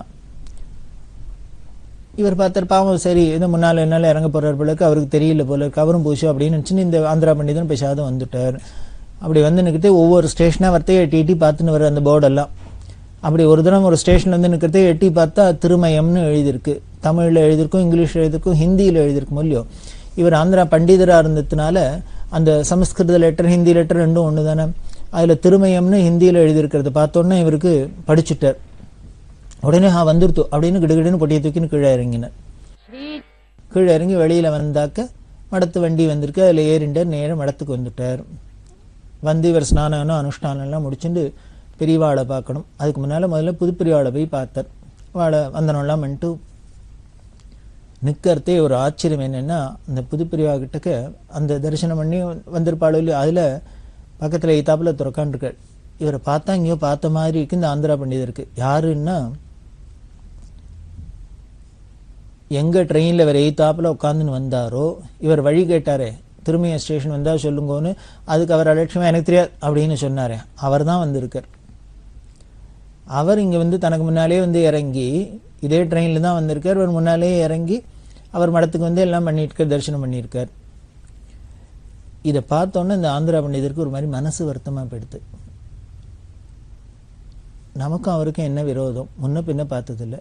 நம்ம ஒன்றும் பெரிய காசு பணம் வச்சு பணம்னு ஒன்றும் பெருசாக கேட்கல, பெரிய உதவி கேட்கல. நமக்கு ஊர் புதுசாக இருக்கிறதுனால ஸ்டேஷனை விட்டுற போகிறோமே, மடத்த வண்டி வந்து காத்துனுக்குமே, மிஸ் ஆகிட போகிறது, நம்ம எங்கேயானும் போயிட்டாக்கா அவளுக்கும் கவலை இருக்குமே அப்படிங்கிற ஒரு தாபத்தில் தான் திரும்பிய ஸ்டேஷன் வந்தால் சொல்லுங்கன்னு சொன்னோம். அவர் தெரியாதுன்னு விட்டார். ஆனால் அவரும் திருமைய ஸ்டேஷனில் தான் இறங்கி இங்கே மடத்துக்கு வந்திருக்கணும். நம்மளை பார்த்தோன்னே ஒரு வேத வித்வான் அப்படின்னு தெரியறதுனால கேட்டிருக்கலாம், திருமயத்துக்கு வருமா, எங்கே போகிறீள், மடத்துக்கு போகிறீங்களா, என்ன ஏதுன்னு கேட்டிருந்தாக்க நம்மளை கூடவே அழிச்சுன்னு வந்திருக்கலாமே, அப்படி ஒரு ஹெல்ப் பண்ணியிருக்கலாமே. அவரும் இதே இடத்துக்கு தானே வர்றார், நாமளும் இதே இடத்துக்கு தானே வரோம், அவர்கிட்ட தானே உதவி கேட்டோம், அவர் நம்மளை அழிச்சுன்னு வந்து இங்கே அழகாக சேர்த்துருக்கலாமே, அது பண்ணாத எனக்கு தெரியாது அப்படின்னு விட்டேத்தியே பதில் சொல்லிட்டு பிசாத இருந்துட்டாரேன்னு இந்த ஆந்திரா பண்டிதருக்கு வருத்தம். இதை புதுப்பிரிவாள்கிட்ட சொல்லி தாபப்பட்டுருக்கார். மனுஷால புரிஞ்சிக்க முடியல, அவருக்கு நான் என்ன தப்பு பண்ணேன்னு தெரியல, இப்போதான் முதல்ல பார்க்குறேன், தெரியலன்னு கேட்டேன், இந்த மாதிரி இது வாய் வார்த்தை தான் வாங்குன்னு அழிச்சுன்னு போறேன்னு. ஒன்றுமில்லை, என்னோடய அவர் வந்திருந்தா கூட வண்டி மடத்து வண்டி எனக்காக வந்திருக்கு, அதுலேயே அவரும் வந்திருக்காரு, அவர் என்ன சௌரியமாகவே வந்திருக்கலாம், அப்படி இருக்கிறதே தெரியாதுன்ட்டு அவர் பாட்டே தனியாக போயிட்டாரே, இந்த இடத்துக்கு தானே வந்திருக்காரு அப்படின்ட்டு இவருக்கு வருத்தத்தை பட்டுன்னு அவள்கிட்ட சொல்லியிருக்கார். இது புதுப்பிரிவாளுக்கு நிஜமாகவே வருத்தமாக இருந்தது. ஏன் இந்த வித்வான் இப்படி பண்ணினார், தமிழ்நாட்டு வித்வான் அப்படின்னா அவருக்கும் ஒரு தாபம் இருந்தாலும், பீடத்துக்கு வந்த புது சொல்லியா அந்த இளரத்தம் அது உடனே என்ன பண்ணிட்டு, இதை நம்ம பெரியவாள்கிட்ட போய் சொல்லணும். ஒரு வித்வானுக்கு வித்வான் ஒரு ஒத்தாசை பண்ணது வாய் வார்த்தை ஒத்தாசை பண்ணக்கூடாது, அதனால அப்படி பண்ணியிருக்கிறவர் தெரியாதுன்னு சொன்னது தப்பு, அதனால பெரியவாள்கிட்ட சொல்லணும், பெரியவாக அதில் போடணும். பெரியவாளும் அவளை கூப்பிட்டு கண்டிக்கிறாளோ என்ன பண்ணுறாளோ பண்ணட்டும், ஏன் நீங்கள் அவருக்கு ஒத்தாசை பண்ணிக்கூடாதுன்னு அவதானு கேட்கட்டும் அப்படிங்கிறதுனால வாங்கும் அப்படின்ட்டு அந்த ஆந்திரா பண்டிதனை அழிச்சுன்னு பெரியவாள்கிட்ட வர. 2 பேரும் வந்தால் பெரியவா உட்காந்துட்டு இருக்கா. எப்போ வந்தேள் எல்லாம் இந்த ஆந்திரா பண்டிதரை விசாரிச்சோன்னா அப்புறம் மொல்ல சொன்னேன், எந்த வித்வானா அவர் பேர் யாருன்னு இப்போ இங்கே மடத்துக்கு வந்தோன்னு தெரிஞ்சுட்டு அந்த வித்வானம் கூட வந்தார். நான் ட்ரெயினில் வந்து எனக்கு ஸ்டேஷன் தெரியாதே எங்கேயானு விட்டுறப்படைங்கிறதுக்காக அவள்கிட்ட கேட்டேன், எனக்கு தெரியாதுன்னுட்டு இந்த ஒத்தாசை கூட பண்ணலை, ஆனால் அவரும் அதே இடத்துல தான் இறங்கி இங்கே தான் வந்திருக்கார், அதே இடத்துக்கு தான் வந்திருக்கார், எனக்கு ரொம்ப தாபமாக இருக்குது அப்படின்னு இவர் ஆந்திரா பண்டிதர் சொன்னோன்னு பெரியவா சொல்கிறா, எனக்கு என்னமோ அவரை போல நல்லவர் கிடையாதுன்னு தோன்றுறது அப்படின்னா. இப்போ புதுப்பிரிவாளுக்கும் இந்த ஆந்திரா பண்டிதருக்கும் ஆச்சரியமாக இருக்குது. ஒருத்தர் நம்ம வாய் வார்த்தையே கேட்டோம், அவருக்கு பதில் சொல்லலை, அது கூட சொல்லலை, ஒத்தாசை பண்ணலை, ஆனால் அவருக்கு பெரியவா என்ன சர்டிஃபிகேட் கொடுக்குறான்னா அவரை போல நல்லவர் கிடையாது அப்படின்னு எனக்கு தோன்றுறதுன்னு பெரியவா சொன்னால் இவாளுக்கெல்லாம் புரியல. ஏன்னா அடுத்த ஒரு இடத்துக்கு வழி கேட்டாக்கா அதை சொல்லலைன்னா அவள் நல்லவான்னு அர்த்தமா பெரியவாளுக்கு. எதனால் அப்படி சொல்கிறான்னா பெரியவா உடனே சிரிச்சுட்டே சொல்கிறா, அவர் நீ கேட்டோன்னே தெரியாதுங்கிறதோட விட்டாரோ இல்லையோ, அவர் ஏதானும் கோச்சுண்டு வேற எதையான ஸ்டேஷனை காமிச்சு முன்னாலே இதான் திரும்பியே இறங்குங்கன்னு சொல்லியிருந்தாக்க அப்படிலாம் ஏதாவது மிஸ்கைட் பண்ணாத எனக்கு தெரியாதுன்னு ஒதுங்கினாரோ இல்லையோ விலகினாரோ இல்லையோ அந்த அளவுக்கு நல்லவர் தானே அப்படின்னா. இப்போ வேற 2 பேருக்கு சிரிப்பு வந்துட்டு, பெரியவாளோட பார்வை எப்படி இருக்குது, நம்மளோட பார்வை எப்படி இருக்குது. அதான் ஞானிகள் அப்படிங்கிறது, அவளுக்கு யார்ட்டையும் எந்த துவேஷமே கிடையாது. மனுஷான்னா இப்படி தான் இருப்பா, அது சுபாவம் இப்படி தான் இருக்கும், யார் சுபாவத்தை என்ன மாற்ற முடியும். இன்பான் குவாலிட்டி அப்படிங்கிறோம். பெரியவாளோட தம்பி சிவன் சார் அப்படின்னு பெரிய ஞானி அப்படின்னு பெரியவாளே சொல்லி சர்டிஃபிகேட் கொடுத்தது. ஏன்னா பெரியவா இருந்த வயத்தில் கர்ப்பவாசம் பண்ணி வந்திருக்காருன்னா அவர் ஞானி அல்லது எப்படி இருக்க முடியும். அப்படி ஒரு பெரிய யோகீஸ்வரா ஞானியாக தான் இருந்திருக்கார். அன்னபானம் கிடையாது, சாப்பிட்டது கிடையாது, சாப்பிட்டாலும் இப்படி குருவி மாதிரி குறிக்கிறது, வருஷ கணக்காக தீர்த்தம் சாப்பிட்டதே கிடையாது, குளித்தது கிடையாது, இப்படியெல்லாம் இருந்தவர் இந்த யோகீஸ்வரர். அவர் ஏணிப்படிகளில் மாந்தர்கள் அப்படின்னு ஒரு பெரிய உயர்ந்த புஸ்தகம் எழுதியிருக்கார். அதில் சொல்லுவார் ஒரு இடத்துல, அந்த மனுஷாலோட அந்த இன்பான் குவாலிட்டி cannot be changed அப்படின்னு. அவளுக்குன்னு பிறவி குணம்னு ஒன்று இருக்குது, அதை என்ன பண்ணினாலும் மாற்ற முடியாது அப்படின்னு சொல்ற. தீர்த்தமும் பாலும் சேர்ந்து இருந்ததுன்னா அதுக்காக கவலைப்படுறதில்லை, அது பாட்டுக்கு தண்ணியை விடுறது, பாலை உறிஞ்சி சாப்பிட்றாப்புல தான். இவாளுக்கு பேரே, ஞானிகளுக்கு பேரே என்ன சொல்கிறோம், ஹம்சர்கள்ங்கிறோம். ஹம்சாள் பரமஹம்சாள் அப்படின்லாம் சொல்கிறோமே. அப்படின்னா என்ன, இந்த உலகத்தில் இது மிஸ்ரலோகம் அப்படின்னு சொல்கிறோம். இங்கே நல்லதும் இருக்கும் கெட்டதும் இருக்கும், சேர்ந்து தான் இருக்கும். இப்போ ஏற்பட்ட பரமஹம்சாளாக இருக்கிறவா என்ன பண்ணுறா, அந்த கெடுதெல்லாம் விலக்கிவிட்டு நல்லதை மட்டும் எடுத்துன்னு ஆனந்தப்படுற. அதனால தான் நித்தியானந்தத்தில் இருக்க. அவளுக்கு எப்பொழுதும் எல்லா இடத்துலையும் இருக்கிற தோஷமே தெரியாத நல்லதே தெரியறதுனால, நல்லதே அனுபவிக்கிறதுனாலே அவளுக்கு ஆனந்தம் சதானந்தம், எப்பொழுதும் நித்தியானந்தத்தில் இருக்கா. இதுதான் அவளோட வாழ்க்கையில நம்ம தெரிஞ்சுக்க வேண்டியது. அப்போது இந்த பண்டிதருக்கு பெரியவா அப்படி அட்வைஸ் பண்ண, நல்ல வேளை அவனை அப்படி இப்படின்னு ஏதாவது மிஸ்கைட் பண்ணி ஒன்று எங்கேயானு திண்டாட விடாத, இந்த அளவுக்கு தெரியலேன்னு சொல்லி விட்டாரு, அது வரைக்கும் அவர் நல்லவர் தானே அப்படின்னு. இப்போதான் இவாளுக்கு புரிஞ்சுது, ஓ பெரியவாளோட எப்பேற்பட்ட கருணாமூர்த்தி அப்படின்னு. அப்படி இந்த இளையாத்தங்குடியில் இருக்கிறது. அதேமாரி பொள்ளாச்சி ஜெயம் அப்படிங்கிற பக்தர் பெரியவா எங்கே போனாலும் கூடவே போய் தரிசனம்லாம் பண்ணி கைக்கெல்லாம் பண்ணுற ஒரு பரம பக்தர். அந்த பெரியவா இளையாத்தங்குடியில் இருக்கா. ஒரு நாளைக்கு மத்தியானம் பூஜையெல்லாம் ஆகி பெரியவா பிக்ஷாகி உள்ளுக்குள்ளே விசிராந்தி பண்ணின்னு இருக்கா. மடத்தில் அங்கங்கே வாழலாம் மற்றவாழலாம் ரெஸ்ட் எடுத்துட்டு இருப்பா. இந்த பொள்ளாச்சி அம்மா வழியில் உட்காந்துட்டு இருக்கா. அப்படி உட்காந்துட்டு இருக்கிறது பார்த்தேன்னா அந்த இளையாத்தங்குடியில் பெரிய முன்னமே சொல்லிக்க இந்த நகரத்தாரோட கட்டடம்லாம் பெரிய அரண்மனை மாதிரி இருக்கும். நடுப்புற இந்த மித்தம் அப்படின்னு சொல்றாப்புல மித்தம் இருக்கும், 4 பக்கம் கூடும் தாழ்வாரம் அப்படிலாம் இருக்கும். இந்த அம்மா உட்காந்துக்கிட்டு யாரோ ஒரு நார்த் இந்தியன் கணவன் மனைவி வரா. அவ பெரியவாளை உடனே தரிசனம் பண்ணும் அப்படின்னு அந்த அம்மா ஒரு பரபரப்பாக இருக்கா, ஒரு டென்ஷன் அப்படின்னு சொல்லுமே அது மாதிரி இருக்கா. பார்க்கணும் அப்படின்னு இந்த அம்மாட்ட வந்து கேட்டா, நான் இப்போயே சுவாமிஜியை தரிசனம் பண்ணணும், சுவாமிஜி தரிசனம் பண்ணணும். அந்த அம்மா சொன்னால், சுவாமிஜி வருவார் 4 மணிக்கு மேலே வெளியில் வருவா, வந்தோன்னே அப்போ தரிசனம் பண்ணலாம் அப்படின்னு. இல்லை இல்லை எனக்கு இப்போயே தரிசனம் பண்ணணும், இப்போயே தரிசனம் பண்ணணும் அப்படின்னு அந்த அம்மா படபடன்னு ஒரு பரபரப்போடு இருக்கா. பார்த்தார், என்ன இந்த அம்மா யாரோ ஒரு அம்மா புதுசாக வந்து இப்போயே பண்ணோம் இப்போயே பண்ணோம் அப்படின்னா, பெரியவா இப்போ தான் கார்த்தாலேருந்து ஏகப்பட்ட காரியங்கள் இருக்குது, இப்போ தான் பூஜை முடிஞ்சு ஒரு வழியாக விட்ச ஆகி சித்த நேரம் உள்ளுக்குள்ளே ரெஸ்ட்டுக்கு போயிருக்கா விஸ்ராந்திக்கு, அந்த சமயத்தில் இவள் வந்து தொந்தரவு பண்ணுறாளே அப்படின்ட்டு. உடனே இந்த அம்மா பொள்ளாச்சி அம்மா சொன்னால், இல்லை இல்லை அவள் சிஷ்யாக இருக்கா, புதுப்பிரிவாக இருக்கா, நீங்கள் முதல்ல அவளை தரிசனம் பண்ணுங்க, அதுக்கப்புறம் அவள் சுவாமிகள் வந்தோடனே பெரியவாளை தரிசனம் பண்ணிக்கலாம் அப்படின்னு சொல்கிறாள்.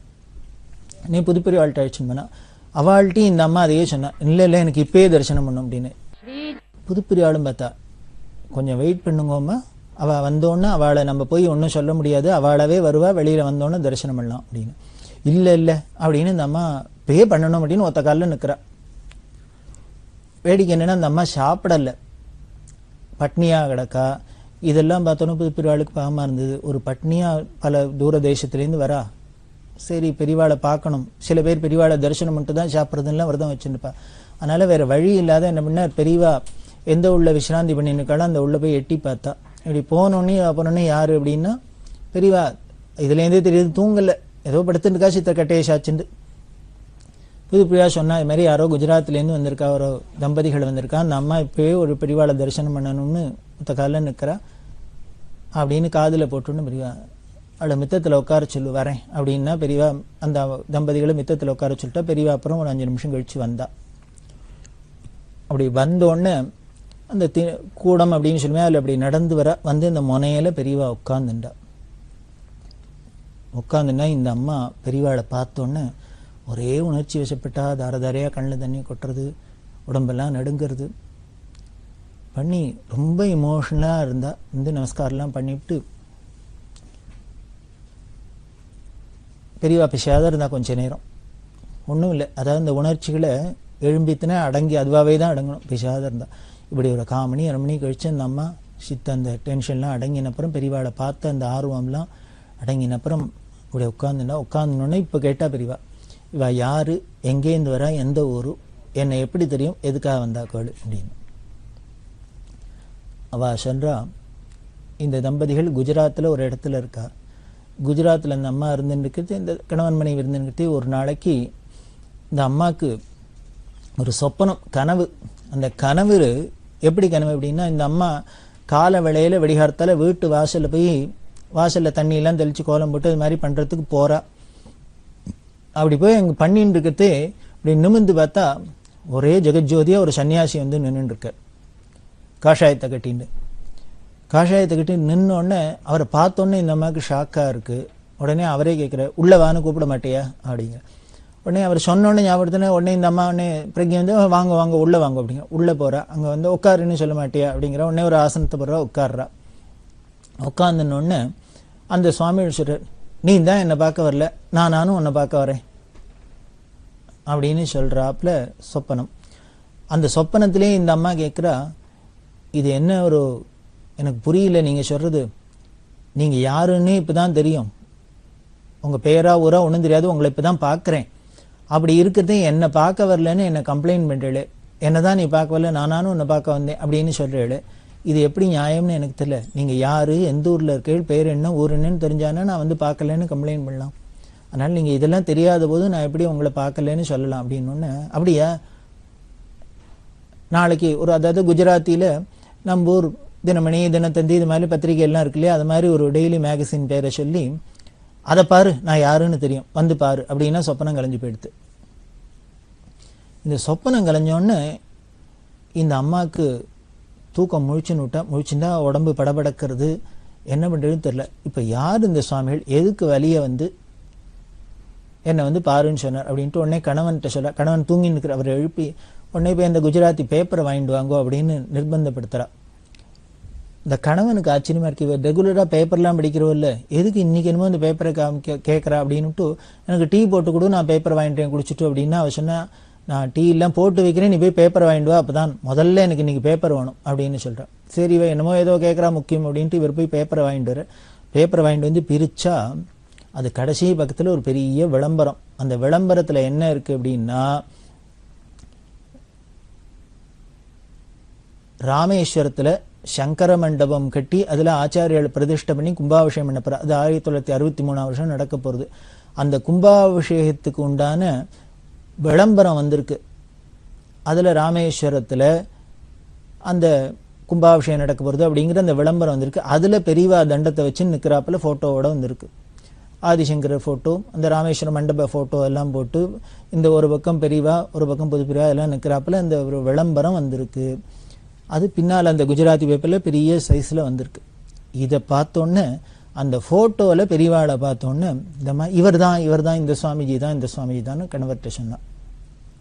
அந்த கணவருக்கு தலையும் புரியல காலும் புரியல. காலங்காலத்தால ஏந்துனோன்னு என்னமோ அந்த பேப்பரை வாங்கிட்டு வான்னா, பேப்பரை வாங்கிட்டு வந்தா பார்த்துட்டு இதுதாங்கிறா அப்படின்ட்டு, நீ என்ன சொல்ற ஏது சொல்ற அப்படின்னு.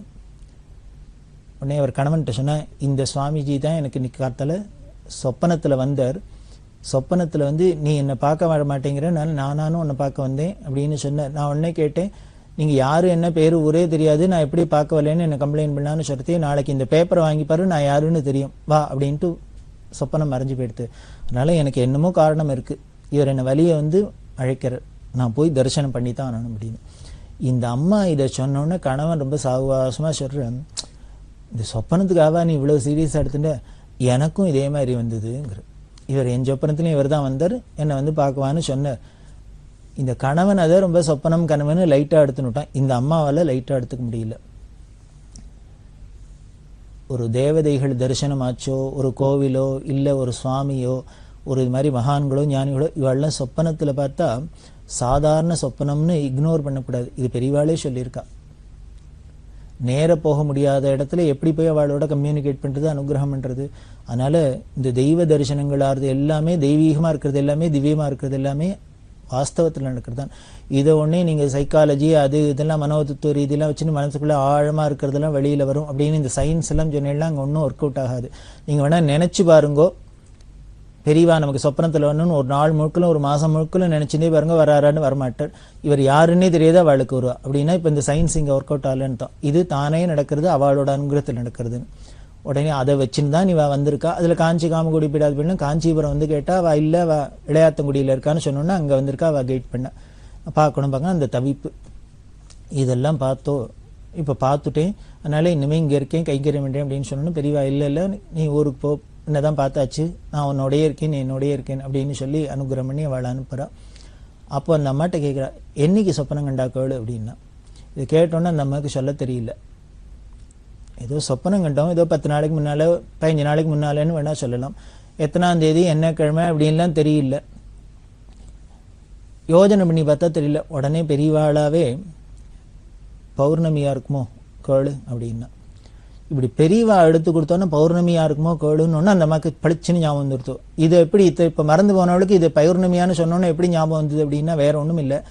அன்னைக்கு ராத்திரி பௌர்ணமிக்கு அவள் ஃப்ரெண்டு வீட்டில் ஏதோ சத்யநாராயண பூஜை பண்ணிக்கா, அதுக்கு கணவன் மனைவியும் போயிட்டு இந்த பூஜையெல்லாம் முடிச்சுன்னு தான் வீட்டில் வந்து படுத்துட்டு இருக்கா. அன்னைக்கு தான் வடிகாரத்தால் இந்த சொப்பனம் வந்திருக்கு. இது பௌர்ணமியோ கேளுன்னு தான் ஞாபகம் வந்துடுத்து. இந்த சத்யநாராயண பூஜை இதெல்லாம் லிங்க் ஆகிடுத்து, பௌர்ணமின்னு தீர்மானம் பண்ணிட்டா. உடனே பெரியவா அனுகிரகம் பண்ணி வாழ அனுச்சா. இதில் என்ன ஆச்சரியம்னா, பெரியவா சொப்பனத்தில் போயிருக்காங்கிறதுக்கு என்னென்ன, சொப்பனம் கண்டவளுக்கு அது பௌர்ணமியாங்கிறது மறந்து போயிடுத்து, ஞாபகம் இல்லை. ஆனால் எங்கேயோ இளையாத்தங்குடியில் இருக்கிற பெரியவா சொப்பனம் கண்டது பௌர்ணமியாக இருக்குமோ கோளு அப்படின்னா என்ன அர்த்தம், பௌர்ணமி அன்னைக்கு அங்கே போயிருக்கா அப்படின்னு அர்த்தம். இப்படி தான் அவள் சொப்பனத்தில் வந்து அனுகிரகம் பண்ணுறதும் நேர அனுகிரகம் பண்ணுறதும் ரெண்டும் ஒன்று தான் அப்படிங்கிற பாவம் நமக்கு திருடமாக வரணும். இந்த நிகழ்ச்சிகள்லாம் அதைத்தான் நமக்கு நிரூபிக்கிறது. அப்படி நமக்கு கனவலியும் நனவலியும் எல்லாத்துலேயும் வந்து அனுகிரகம் பண்ணட்டும் பெரியவா அப்படின்ட்டு தொடர்ந்து நம்ம நிகழ்ச்சிகளை பார்க்குறோம். பெரியவா சரணம். இந்நிகழ்ச்சியின் அடுத்த பகுதி நாளை மாலை இதே நேரத்தில் ஒளிபரப்பாகும். பெரியவா சரணம். பெரியவா சரணம். அடுத்த நிகழ்ச்சி திருவாசக இன்னிசை. வழங்குபவர் ஸ்ரீ சத்குருநாத தேசிகர் அவர்கள். பெரியவா சரணம். திருச்சிற்றம்பலம். திருப்பூவல்லி இணையார் திருவடி என் தலைமேல் வைத்தலுமே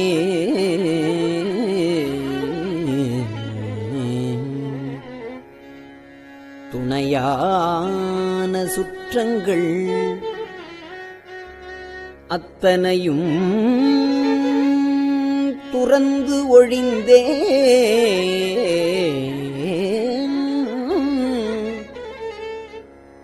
அணையார் புனல் தில்லை அம்பலத்தே ஆடுகின்ற புனையாளன்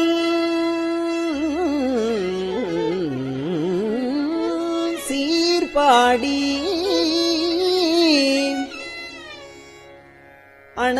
அணையார் புனல் தில்லை அம்பலத்தே ஆடுகின்ற புனையாளன் சீர்பாடி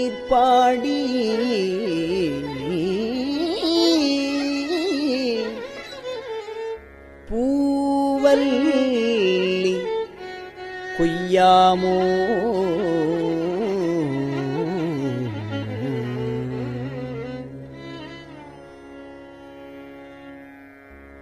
எந்தை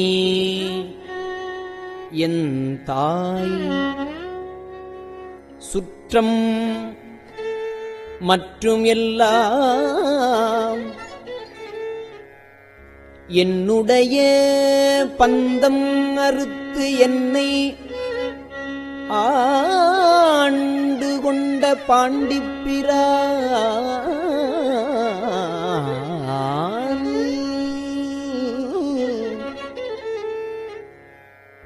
அந்த இடைமருதில் ஆனந்தத்தேன் இருந்த பொந்தை பரவி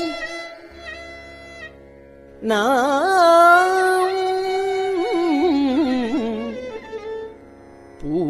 பூவல்லி கொய்யாமோ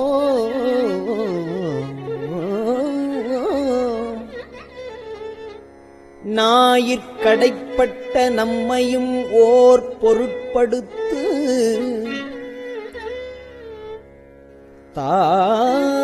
தாயிற்பெரிதும் தயாவுடைய தம் பெருமான்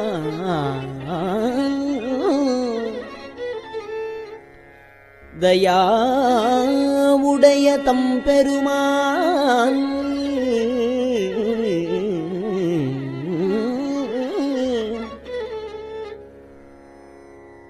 தாயில் பெரிதும் தயாவுடைய தம்பெருமான்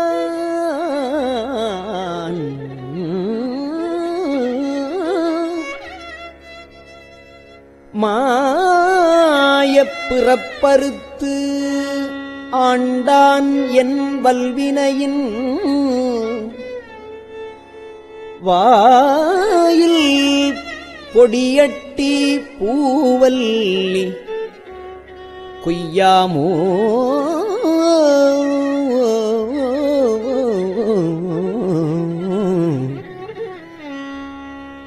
பண்பட்ட தில்லை பதிக்கு அரசை பரவாதே.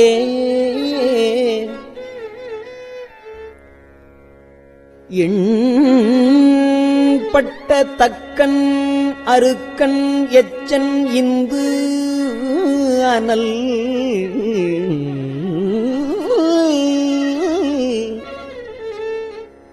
விண்பட்ட பூதப்படை வீரபத்திரரால்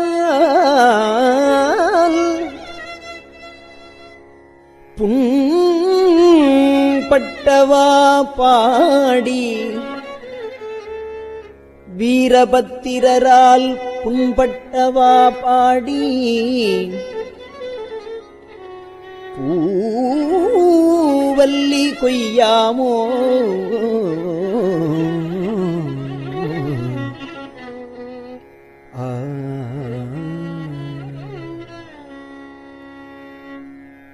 தேனாடு கொன்றே தேன் ஆடு கொன்றை சடைக்கணிந்த சிவபெருமான். தேனாடு கொன்றை சடைக்கணிந்த சிவபெருமான் ஊனாடி நாடி வந்து உள்புகுந்தான். தேனாடு கொன்றை சடைக்கணிந்த சிவபெருமான் ஊனாடி நாடி வந்து உள்புகுந்தான். உலகர் முன்னே நானாடி ஆடி நின்று ஓலமிட நடம் பயிலும். நானாடி ஆடி நின்று ஓலமிட நடம் பயிலும் வானாடர் கோவுக்கே. வானாடர் கோவுக்கே பூவல்லி கொய்யாமோ.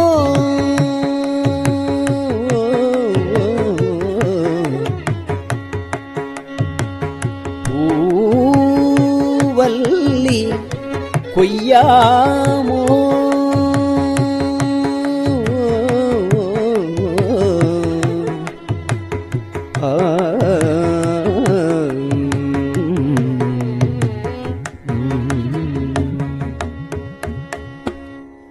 எரிமூன்று தேவர்க்கு இறங்கி அருள் செய்தருளே.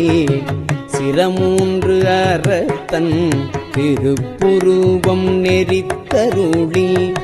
உருமூன்றுமாகி உணர்வரிதாம் ஒருவனுமே. உருமூன்றுமாகி உணர்வரிதாம் ஒருவனுமே. புறமூன்று எரித்தவா பூவல்லி பொய்யாமோ. புறம் மூன்று எரித்தவா பூவல்லி பொய்யாமோ.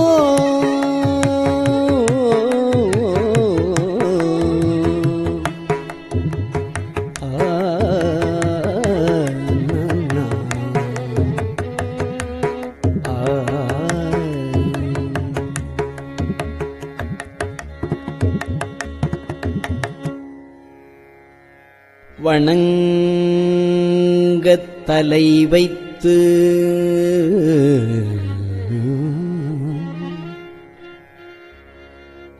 வார்கழல் வாய் வாழ்த்த வைத்து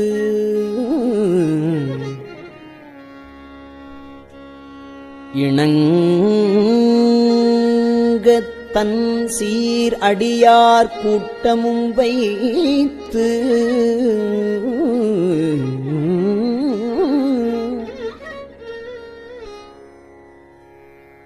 எம்பெருமான்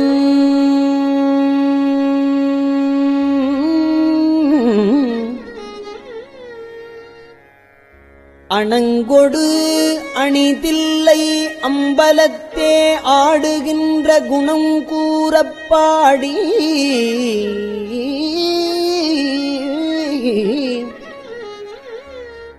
அணங்கொடு அணிதில்லை அம்பலத்தே ஆடுகின்ற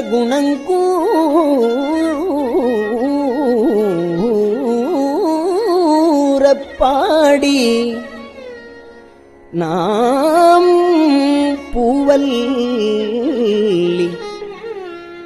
கொய்யாமோ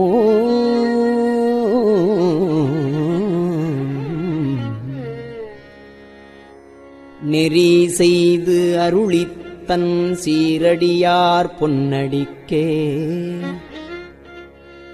குறி செய்து கொண்டு என்னை ஆண்டபிரான் குணம் பரவி முறி செய்து நம்மை முழுதுடற்றும் பழவினையை கிரி செய்தவா பாடி பூவல்லி கொய்யாமோ பன்னாள் பரவி பணி செய்ய பாதமலர் என் ஆகம் துண்ண வைத்த பெரியோன் எழிற்சுடராய்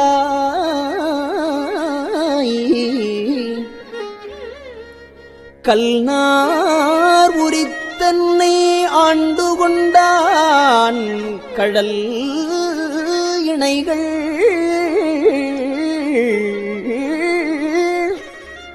பொன்னானவா பாடி பூவல்லி கொய்யாமோ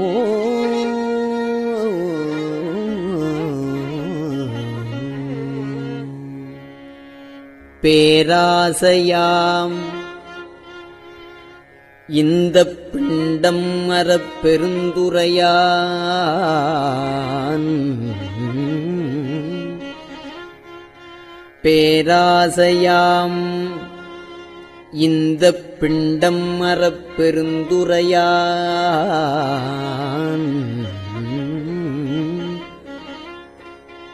சீரார் திருவடி என் தலைமேல் வைத்தபிரான்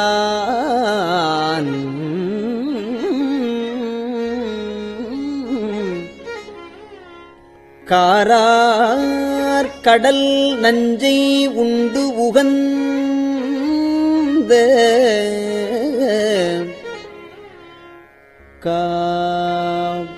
காப்பாலி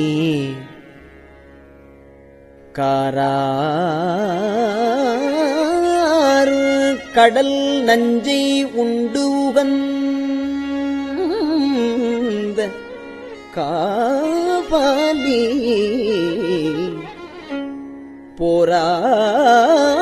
போரார் புறம் பாடி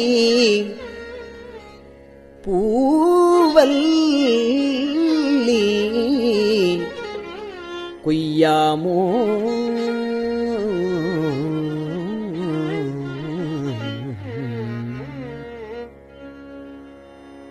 திருச்சிற்றம்பலம். பெரியவா சரணம். இந்நிகழ்ச்சியின் அடுத்த பகுதி நாளை மாலை இதே நேரத்தில் ஒளிபரப்பாகும். பெரியவா சரணம். பெரியவா சரணம்.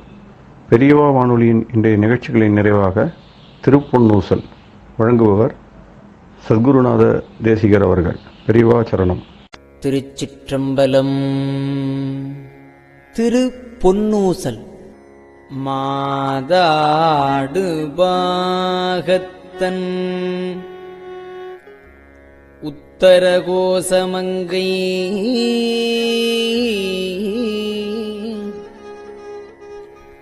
தாதாடு குன்றை சடையான் அடியாருள்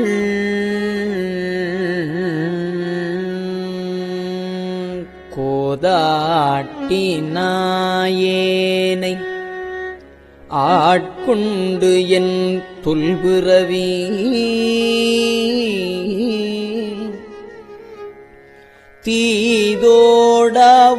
தீதோடவண்ணம் திகழ பிறப்பறுப்பான் காதாடு குண்டலங்கள் பாடி கசிந்து அன்பான்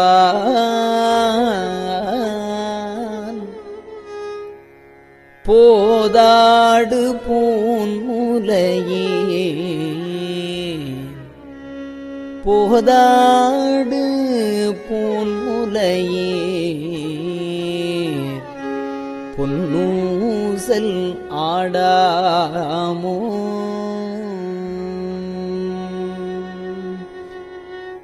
திருச்சிற்றம்பலம்.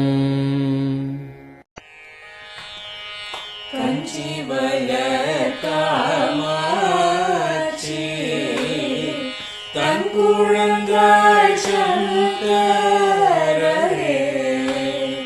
கஞ்சி வளர் காமாட்சி தன் குழந்தாய் சங்கரரே குரு சந்திரசேகரரே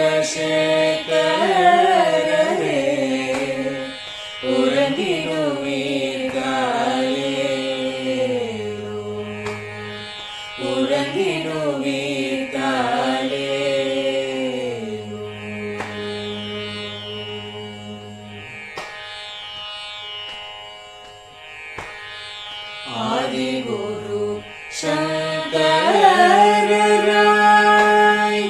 அன்றொரு நாள் வந்தவரே அறுபத்து எட்டாகும் பீட்டபதி காலே ஏழுலகம் பூப்பவரே காப்பவரே கடப்பவரே எல்லோர்க்கும் அருள்பவரே உறங்கிடுவீர்களே அயனுடனே மாலவனோ தேடிய பொற்பதத்தவரே அருமறைகள் சாற்றும் முயல் மலர்பதமே காலே முக்தி நிலை எய்திடவே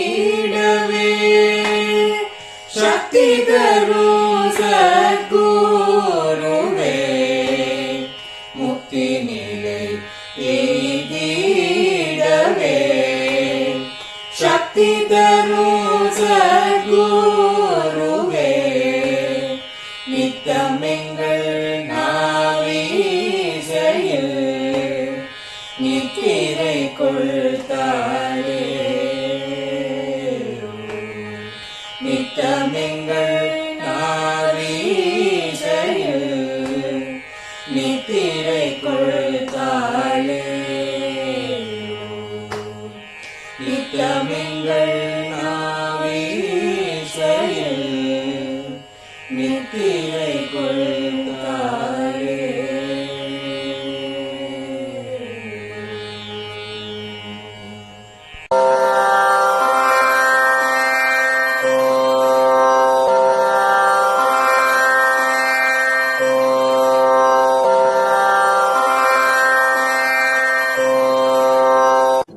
பெரியவாசரணம். பெரியவா வானொலியின் மாலை நிகழ்ச்சிகள் இத்துடன் நிறைவடைகின்றன. எமது அடுத்த ஒளிபரப்பு நாளை காலை இந்திய நேரப்படி 6 மணிக்கு துவங்கும். பெரியவாசரணம்.